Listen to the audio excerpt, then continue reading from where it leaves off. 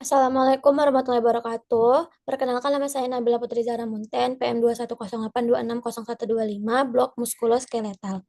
Pada blok muskulo ini saya akan menjelaskan mengenai osteomielitis. Yang pertama definisi.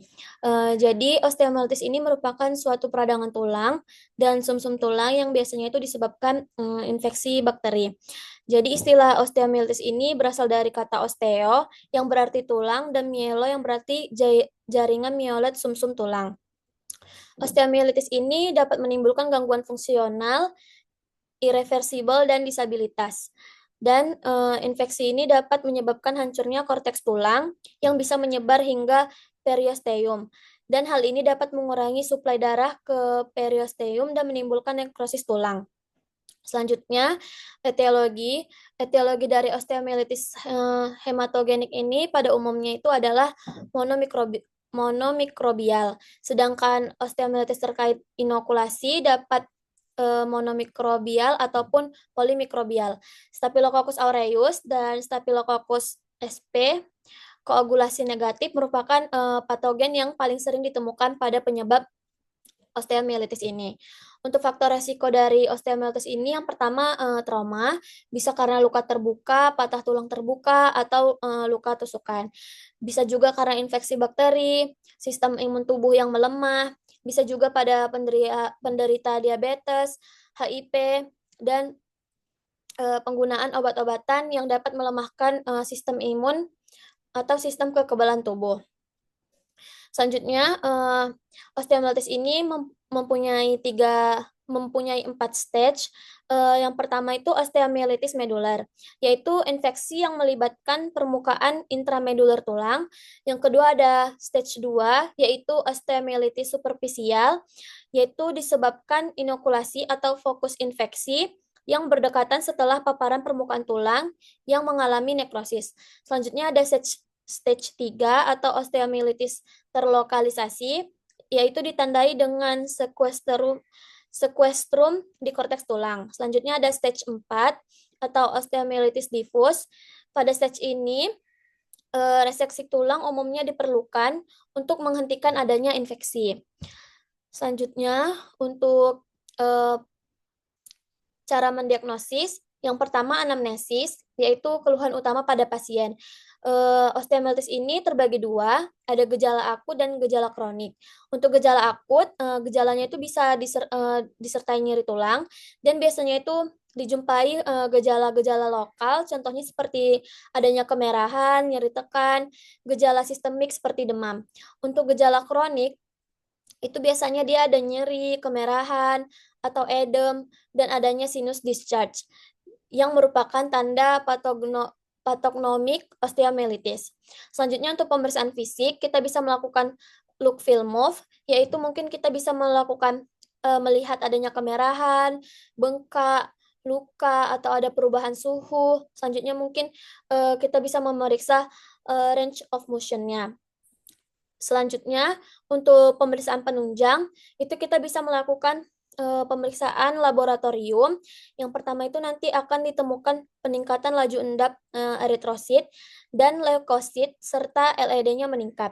Selanjutnya ada ronsen, yaitu akan menunjukkan adanya pembengkakan jaringan lunak sampai 2 minggu, kemudian tampak bintik-bintik dekalsifikasi pada batang tulang yang kemudian dapat meluas dan diikuti oleh tanda-tanda pembentukan involucrum. Selanjutnya bisa dilakukan biopsi tulang untuk mengidentifikasi organisme penyebab. Selanjutnya, tata laksananya yang pertama itu mungkin mengimobilisasi area yang sakit, yaitu dengan cara melakukan rendam salin oral hangat selama 20 menit beberapa kali sehari. Selanjutnya, kita bisa melakukan yang namanya bedah debridement atau merupakan prosedur bedah untuk membuang jaringan nekrotik tulang yang merupakan aspek patologi osteomielitis kronik. Dan debridement ini dapat membantu penetrasi antibiotik. Dan metode ini itu juga dapat digunakan untuk memperoleh data pengaruh antibiotik langsung terhadap kultur jaringan. Selanjutnya harus dilakukan rekonstruksi bagian tulang yang hilang. Selanjutnya kita bisa memberikan medikamentosa pada osteomyelitis pada orang dewasa. Yang pertama itu untuk patogen Staphylococcus kita bisa memberikan oksisilin atau navisilin 2 gram intravena per 4 jam atau cefazolin 2 gram intravena per 8 jam. Untuk Staphylococcus sp resisten aksasilin kita bisa memberikan vansomycin 15 mg per kilogram per 12 jam intravena. Selanjutnya untuk Streptococcus kita bisa memberikan penisilin 24 juta unit intravena. Selanjutnya untuk Enterococcus sp kita juga bisa memberikan penisilin.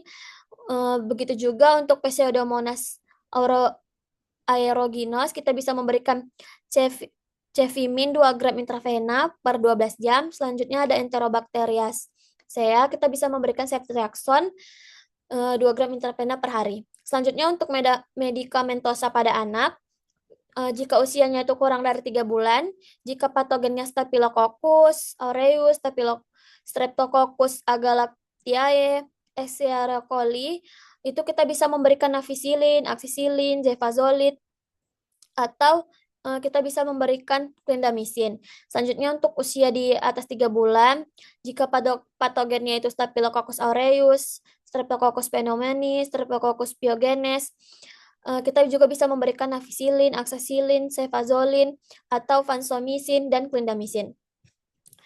Selanjutnya untuk patofisiologi dari osteomyelitis ini yang pertama luka tekanan, trauma jaringan lunak, nekros yang berhubungan dengan keganasan, terapi radiasi, serta luka bakar, itu bisa mengakibatkan osteomyelitis.